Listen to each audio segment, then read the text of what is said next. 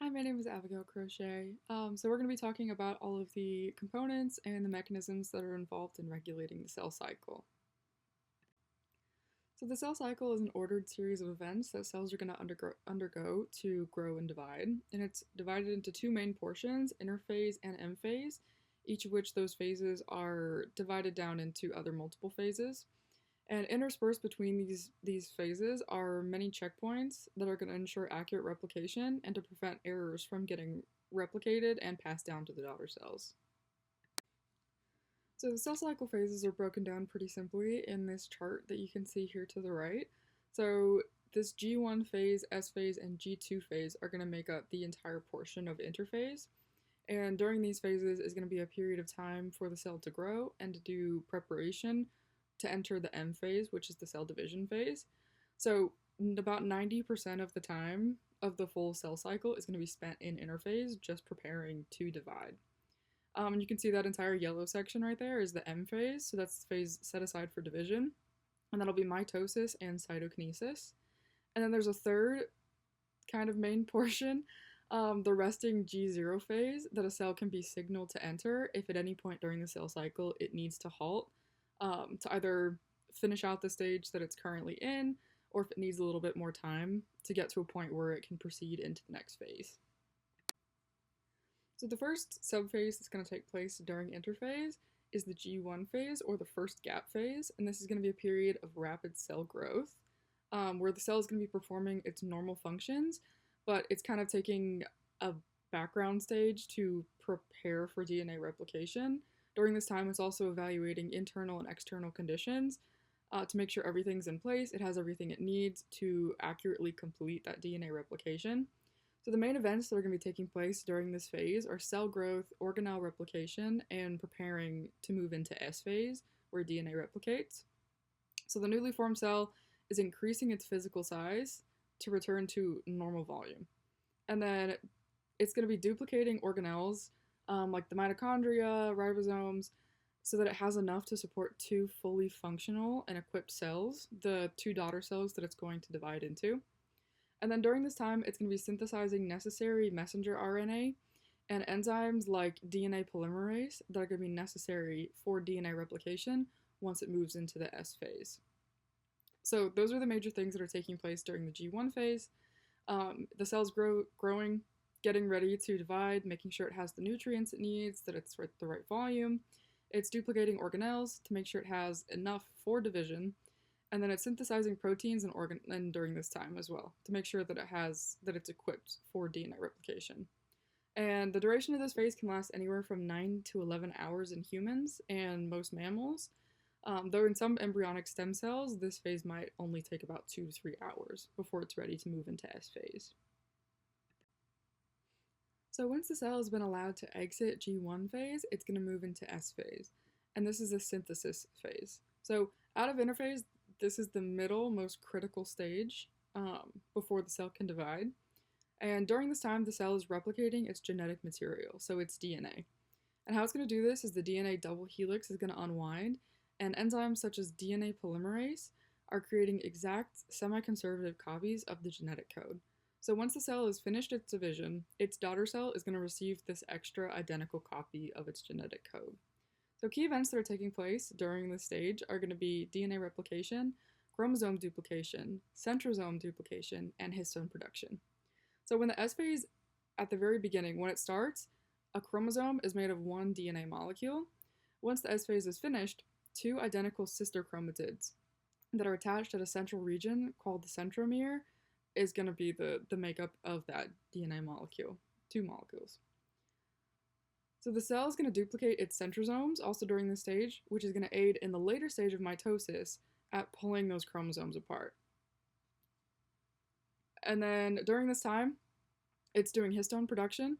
So the cell is synthesizing large amounts of histone proteins, which are necessary for packaging newly replicated DNA. So in mammals, this phase can last about 10 to 12 hours before moving on into G2 phase. Once the cell is finished up in S phase, the synthesis phase, it's going to move into the final stage of interphase, which is the G2 phase, or the second gap phase. This is the final stage before the cell is going to enter the M phase, where it's going to undergo mitosis and cytokinesis, and the cell is going to physically divide. So during this stage, the cell is continuing to rapidly increase its mass and volume. It's also going to synthesize essential proteins that are needed for division. Proteins such as tubulin, which is necessary for building the mitotic spindle that's going to pull chromosomes apart during the process of mitosis, during division. And then also during this time, it's going to be replicating remaining organelles that it didn't get replicated in the G1 phase to make sure that it has two fully functioning sets of organelles, that a second set that can be passed on to the daughter cell during division. Also, a major thing that's taking place during this stage is DNA damage checks. So during S phase, the DNA got replicated, and during the G2 phase, it needs to check that DNA replication to make sure there are no errors, no mutations, things like that, because as soon as it moves out of G2 phase, it's basically committing to division. If it does that with errors and damage, all those errors and damage are going to be inherited into that daughter cell as well. So in a human, this stage might last around 4 to 5 hours before it moves into M phase. So when the cell is cleared to move on from G2 and interphase as a whole, that stage of preparation and growth for cell division, it's going to be allowed to move into the M phase. So the two stages of M phase are going to be responsible for cell dividing and for tissue growth. So the first part of this M phase is going to be mitosis, and during this process is where the nucleus and the genetic material are physically dividing to make two fully functioning daughter cells. And this is something we've learned a lot about since, introductory biology, like the phases of cell division and everything. But it's going to start with prophase, where the chromatin, the DNA chromatin, is going to condense into visible chromosomes. The nuclear envelope is going to break down, and mitotic spindles are going to begin to form from centrioles. Then it's going to move into metaphase, where chromosomes are going to align along the middle of the cell, along the equatorial plate, and spindle fibers are going to start attaching to the centromeres of each of those chromosomes. Once it's all lined up, appropriately, it's going to move into anaphase, where sister chromatids are going to start to be pulled apart by those spindle fibers to opposite poles of the cell. And then during telophase, two nuclear membranes are going to form around the separated sets of chromosomes, and the chromosomes are going to begin to uncoil back into chromatin, and this completes the nuclear division. So once it's done this, it's going to move into cytokinesis, the second stage of the M phase.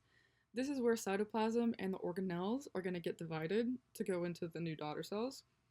So in humans, or in animals, actin and myosin filaments are going to constrict, and this is going to cause a cleavage furrow that's going to physically pinch the cytoplasm apart into two separate compartments for these two fully functioning daughter cells. So during cytokinesis, this is a physical separation of the parent cell into two individual, fully functioning daughter cells with the exact same genetic code, same organelles, same internal components and internal systems, but two completely separate, genetically separate cells. So with many moving parts taking place in all of these stages leading up to division, and a lot of time-sensitive mechanisms, they're depending on specific series and orders of processes and mechanisms. Regulating the cycle becomes that much more important. It's a tightly controlled network of control mechanisms that are going to make sure the cell cycle is proceeding normally with the correct amount of organelles, proteins, other synthesized components, making sure they're in their proper form, making sure they're undamaged, that everything's oriented correctly. So what this is going to accomplish is ensuring that genomic integrity and correct division are taking place. So what you can see in this chart here to the left is just some of those issues that can be taking place that a cell needs to regulate along the way to make sure that it doesn't proceed into the next stage of cell division without noticing and addressing these issues. So it can have single nucleotide variations, double-stranded breaks in the DNA helix, single-stranded breaks, numeric chromosomal instabilities. So during that anaphase, once the chromosomes start to separate, not separating completely equally is going to lead to some of that numeric chromosomal instability, which can cause aneuploidies. Um, Internal and external signals are going to trigger these regulatory mechanisms that are going to address these issues. These might be regulatory proteins like cyclins, CDKs, CDK inhibitors that are going to halt the cell cycle once these errors are detected. External signals might be chemical signals from the environment, coming from growth factors or from contact inhibition, and it's going to dictate if or how a cell should proceed.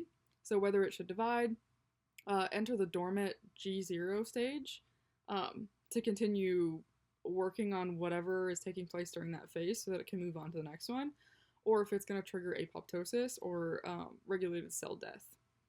So core proteins and those checkpoints are going to be essential for managing the cell cycle, making sure that it's in proper form before it's able to move on into the next stage.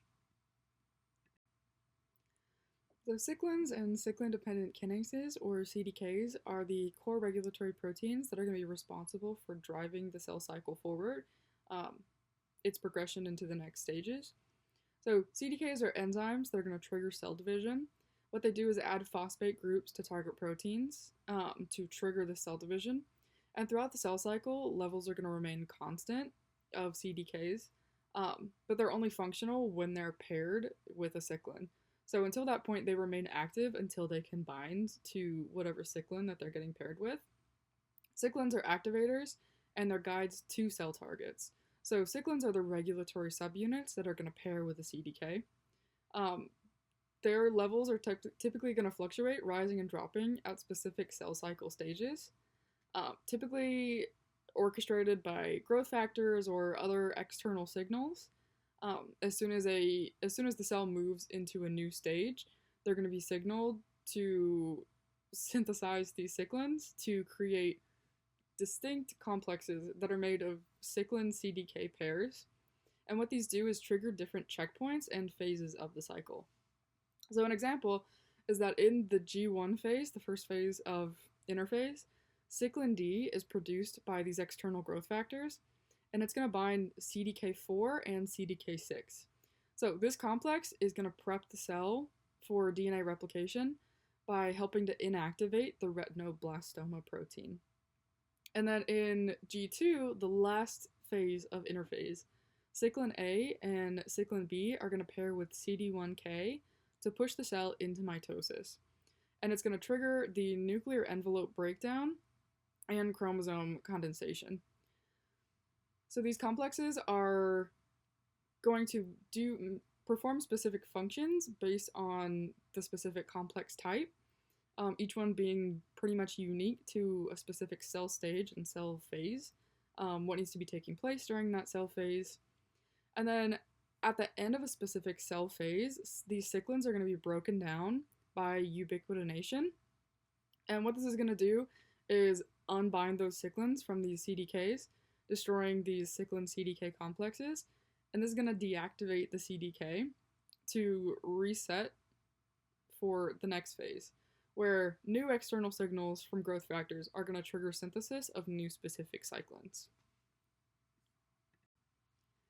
In addition to these core regulatory proteins, being cyclins and CDKs, things along those lines, a critical element of cell cycle regulation is going to be the existence of checkpoints.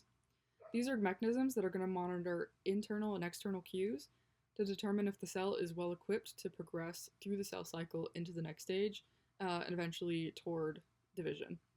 So it's only going to do this if conditions are favorable and it can't detect any errors. In the case of unfavorable conditions or seeing, some DNA damage, mutations, whatever kind of errors, these checkpoints are going to trigger halting of the cell cycle so that this damage can be repaired, or if the damage is irreparable or too much, it's going to trigger apoptosis, so complete destruction of the cell so that these damaged parts and errors can't be passed on to the daughter cells. So if you take a look at this chart on the left, it's showing you where these checkpoints are going to be taking place throughout the cell cycle. There are three major checkpoints. The first one is going to be the G1 and S checkpoint, also known as a restriction point. And you can see that one taking place down at the bottom toward the end of G1 phase. There's also going to be G2 and M checkpoint. So if you look at the chart, it's actually got them separated into two different locations. But what says M checkpoint on that chart is actually going to be the spindle checkpoint or the mitotic transition. So that G2 M checkpoint is going to be taking place toward the end of the G2 phase, toward the end of interphase. This is after the DNA has replicated.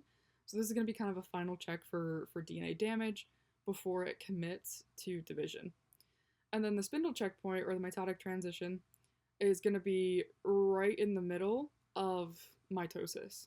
So it's going to do kind of a mid check before the cell actually physically starts to divide into those two daughter cells. So the first major checkpoint of the cell cycle is going to be the G1S checkpoint. This one's going to take place toward the end of the G1 phase. And this is going to determine if a cell has grown enough and has enough nutrients to support division. It's going to determine whether the cell moves forward to divide, halts, or enters that resting phase.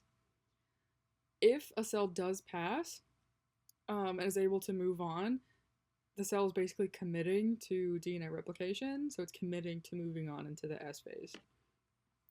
During this checkpoint, there's going to be a really strict evaluation of cell size and energy, seeing if a cell has grown enough, if it has enough nutrients to support the upcoming division. It's going to check for external molecular signals. So it's going to verify the presence of positive external cues, such as growth factors, which are going to be necessary for synthesizing cyclins, synthesizing other proteins and other things that are going to be necessary moving forward. It's also going to check for DNA damage. So this is where those ATM and ATR kinase detectors are going to come in. They're damage sensors. So it's going to check for DNA damage to see if mutations or DNA breaks are detected. If they are, the cell cycle is halted so that repairs can be made. If the cell is not allowed to move forward, the cell is going to halt and enter the resting G0 phase until conditions are favorable enough to allow it to move forward. So in cells that are uncommitted to moving forward into the S phase, retinoblastoma proteins, the RB proteins, are going to bind to EF2 transcription factors, and these are going to act as a brake to stop the entire cell cycle.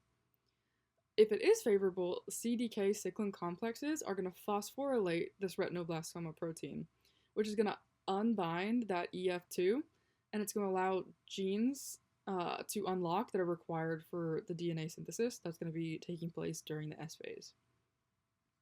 So in unfavorable conditions, certain inhibitors like the P21 and P53 are going to stop these cyclin CDK complexes from advancing the cell into the next phase. So overall, this entire checkpoint is pretty much driven by those cyclins and by those CDK complexes.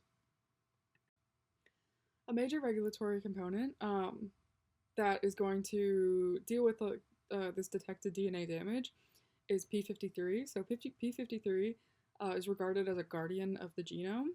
So it's a primary DNA damage response transcription factor.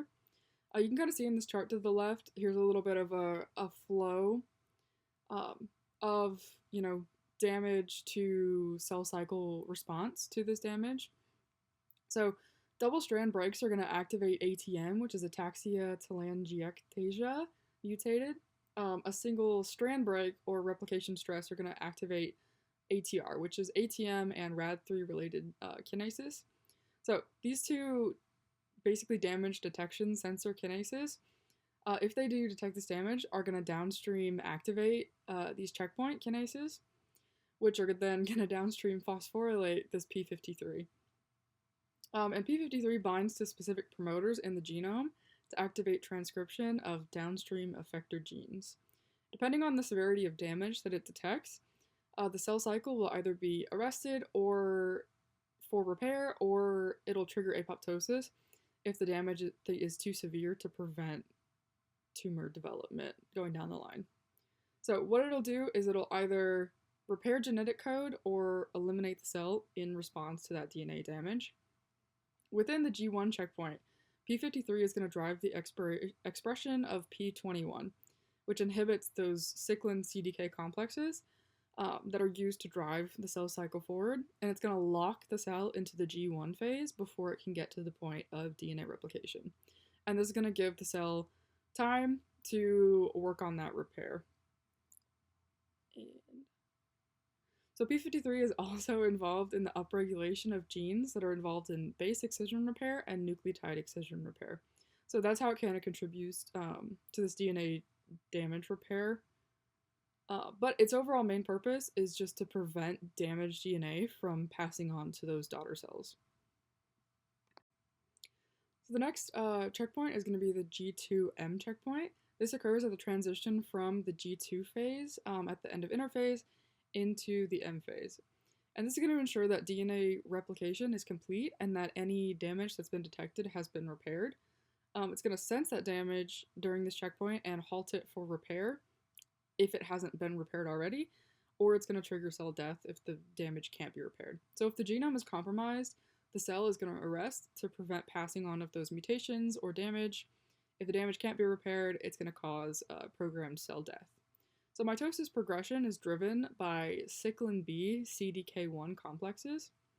Unreplicated DNA or damaged signals are going to activate sensor kinases, which are going to activate checkpoint kinases. These are going to inactivate CDC25, which is an enzyme that's required for the cyclin B CDK1 complex, and that's going to halt. So that whole mechanism is going to halt the cell in G2 phase, so that it can either continue to do repair, or it can decide that the cell needs to be destroyed. So the next checkpoint is going to take place during that M phase. So it's the spindle checkpoint, right between metaphase and anaphase during mitosis. This is going to ensure that chromosomes are properly connected to the spindle and are aligned at the center of the cell. It's going to monitor those kinetochores, and it's going to respond to weight signals if it needs to, all in the end to prevent aneuploidy. So it's a critical surveillance mechanism that's going to take place before allowing the cell to proceed with its physical separation into anaphase. So it's going to monitor those kinetochores to assure that they're securely attached to spindle microtubules. Any unattached microtubules are a biochemical alarm that are going to produce an inhibitory signal. That's the mitotic checkpoint complex, and that's going to block the anaphase promoting complex. So that'll stop the cell before it can move on into anaphase. Once it determines that the chromosomes are perfectly aligned along the equator, that weight signal that's put out is going to be silenced, which will activate that anaphase promoting complex, and that'll allow the cell to begin to separate those sister chromatids, move into anaphase, and go through with cell division. In the case of failure of control and regulatory mechanisms, this is going to lead to cell cycle dysfunction. There are two major pathways of cellular malfunction. That's either going to be uncontrolled progression or loss of quality control. And what these are going to do is lead to uncontrollable cell division and failure of programmed cell death. So in uncontrolled progression, mutations are going to cause overproduction of cyclins. Overproduction of cyclins, once they bind to these CDKs, are going to be a hyperactivation of CDKs into complexes. And so you're going to lose the carefully controlled regulation of progression into the next cell cycle phases. In loss of quality control, a loss of function mutations in tumor suppressor genes, for example, the P53, are going to disable vital checkpoints. And so DNA errors are going to continue to replicate, and they're going to continue to accumulate as genetic mutation builds up in furthering replication of cells. So cells are going to continue to divide with DNA errors or damage in them. These accumulated mutations are going to disrupt cell cycle checkpoints, allowing damaged cells to bypass their normal restrictors, evade apoptosis, and continue to divide uncontrollably, which is going to compound damage and genetic mutations further down the line. What this can result in is the formation of cancer, and this comes from a loss of checkpoint function and continuous cell division, which usually results in the formation of tumors. It can also cause neurodegenerative disorders like Alzheimer's and Parkinson's. So in this case, mature neurons, which are usually in resting states, are going to attempt to re-enter the cell cycle, which is going to trigger neuronal death and cause rapidly progressing cognitive declines. It can also cause fibrosis, particularly in chronic kidney diseases and renal fibrosis.